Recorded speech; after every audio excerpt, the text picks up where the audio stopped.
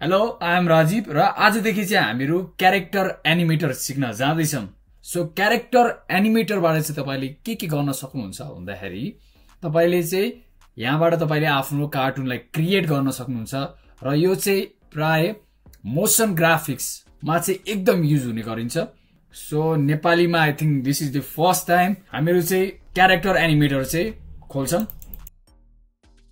So character animator मेरो CC 2022 हो र एउटा कुरा चाहिँ तपाईले ध्यान दिनुपर्ने के हो भन्दाखेरि तपाईले इलिस्ट्रेटर र फोटोशप चाहिँ सिक्नु पर्ने हुन्छ यसबाट चाहिँ, अथवा तपाईलाई अगाडि नै दिएको जुन चाहिँ यो कार्टुनहरु छ तपाईले यसबाट पनि एनिमेट गर्न सक्नुहुन्छ। तर यदि तपाईले चाहिँ आफ्नै कार्टुन क्रिएट गर्दै हुनुहुन्छ भने तपाईले चाहिँ इलिस्ट्रेटर अथवा फोटोशप चाहिँ तपाईले सिक्नु पर्ने हुन्छ। सो मेरो च्यानलमा चाहिँ अलरेडी फोटोशपको केही ट्युटोरियलहरु छ, तपाईले त्यहाँबाट गएर चाहिँ सिक्न सक्नुहुन्छ। क्यारेक्टर एनिमेटर मेरो सीसी 2022 छ भने मैले चाहिँ इलिस्ट्रेटर अथवा फोटोशप पनि 2022 सीसी कै हाल्नु पर्छ, किन भन्दाखेरि त्यो चाहिँ दुईटा कनेक्टेड हुन्छ। सो फर्स्टमा चाहिँ यस्तो एउटा इन्टरफेस आउँछ, यहाँतिर न्यू प्रोजेक्ट भनेको छ, यहाँतिर ओपन प्रोजेक्ट भनेको छ र हामीलाई के एनिमेसनको लागि के कार्टुनहरु दिएको छ र सुरुमा चाहिँ यहाँतिर चार्ट फोटोशप भनेर दिएको छ र तलतिर चाहिँ चार्ट इलिस्ट्रेटर भनेर दिएको छ। सो म चाहिँ इलिस्ट्रेटरमा जान्छु, यसरी क्लिक गर्यो भने यसरी डाइरेक्टली एउटा इन्टरफेस आउँछ। सो मैले जे गरे एक्जाम्पलको लागि मैले यस्तो गरे, सो यो पनि यस्तै हुन्छ। सो म यता जान्छु भने यो क्यारेक्टर पनि यतातिर जान्छ, म यतातिर जान्छु भने क्यारेक्टर पनि यतातिर जान्छ।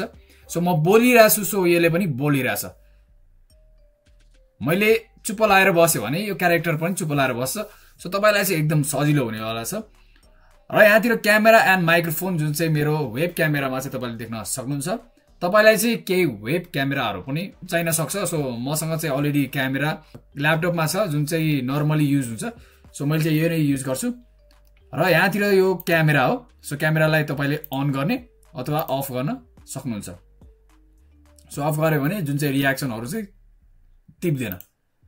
र यहाँतिर माइक्रोफोन छ, माइक्रोफोनलाई पनि मैले अफ गरे र मैले जे बोलिरहेको छु यहाँतिर त्यो रियाक्सन दिएको चाहिँ छैन, मेरो फेसियल एक्सप्रेसन अनुसार चाहिँ यसले गरिरहेको छ।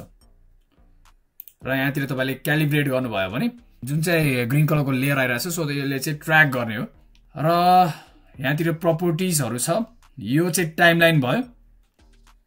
यहाँतिर यो रेकर्डिङ बटन छ, एकदम रेकर्डिङ गर्दाखेरि चाहिँ एकदम काम लाग्छ। यहाँतिर चाहिँ हाम्रो लेयरहरु चाहिँ थप्दै जान्छ र यहाँतिर चाहिँ हामीले डबल क्लिक गर्यो भने प्रोजेक्टहरुलाई चाहिँ हामीले यसरी इन्सर्ट गर्न सक्छौं।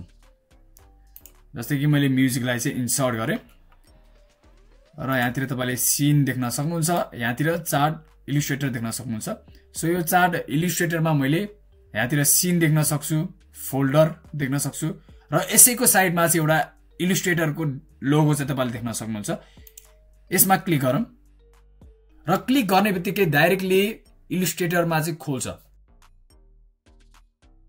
र एउटा फोल्डर जुन चाहिँ लेयर बाइ लेयर चाहिँ यो कार्टुनलाई चाहिँ क्रिएट गरेको छ। हामीले पनि यसरी नै क्रिएट गर्न सक्छौं। सो यहाँतिर तपाईले लेफ्ट आइब्रो देख्न सक्नुहुन्छ, यो राइट आइब्रो जुन चाहिँ क्यारेक्टरको अनुसार चाहिँ यो राइट आइब्रो। यहाँतिर नोज देख्न सक्नुहुन्छ। सो नोजको कलरलाई तपाईले चेन्ज गर्नको लागि तपाईले कन्ट्रोल यु गरेर चेन्ज गर्न सक्नुहुन्छ, अथवा यहाँबाट तपाईले यसरी चेन्ज गर्न सक्नुहुन्छ। सो अहिले चाहिँ नोज चेन्ज भएको छ, हामीले चाहिँ रातो नै हाल्दियौं। र यहाँतिर तपाईले आँखा पनि कलर चेन्ज गर्न सक्नुहुन्छ, यसरी जानुस् र यहाँतिर माउथमा गएर म यसरी चेन्ज पनि गर्दिन्छु। एक्जाम्पलको लागि म यो हाल्दिन्छु र यो हाल्ने बित्तिकै तपाईले सेभ गर्नु। हामीले डेस्कटपमा चाहिँ यसलाई सेभ गर्छौं। फर्स्टमा सेभ कन्ट्रोल एस बाट गर्छौं र यहाँबाट तपाईले यसरी नाकको कलर पनि चेन्ज भएको देख्न सक्नुहुन्छ।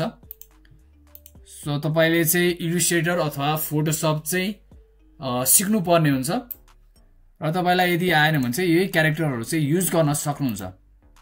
सो डिफरेन्ट लेयरहरु यसरी दिएको छ। सो लेयरहरु जुन चाहिँ फेस ब्याकग्राउन्ड भित्र पनि केही लेयरहरु दिएको छ यहाँतिर लेफ्ट आई भित्र पनि आई ब्लिंक भन्ने दिएको छ लेफ्ट पुपिल भनेर दिएको छ लेफ्ट आईबल भनेर दिएको छ राइट आईमा पनि तपाईले right blink right pupil right eyeball भन्ने देख्न सक्नुहुन्छ माउथमा नि धेरै भेरिएसन्सहरु छ यो चाहिँ अ बी डी गर्दाखेरि यस्तो रियाक्सन ई गर्दाखेरि यस्तो रियाक्सन एफ गर्दाखेरि यो एल गर्दाखेरि यो तपाईले चाहिँ यो देख्न सक्नुहुन्छ र धेरै कुराहरु छ यो चाहिँ इलिस्ट्रेटर चाहिँ हामीले सिक्यौं भने चाहिँ एकदम सजिलो हुनेवाला छ मैले जे गर्दै छु त्यसरी नै मुभ भइराछ सो तपाईलाई चाहिँ यो एकदम सजिलो सफ्टवेयर हुनेवाला छ र तपाईले यहाँबाट चाहिँ रेकर्ड गर्न सक्नुहुन्छ सो आज चाहिँ हामीहरु यति मात्र गरौँ र लेभल बाइ लेभल चाहिँ हामीहरु सिक्दै जान्छौं आजको लागि चाहिँ यति नै हामीहरु फेरि पनि एउटा नयाँ भिडियोमा भेट्ने छौं तबसम्मको लागि stay safe stay healthy and by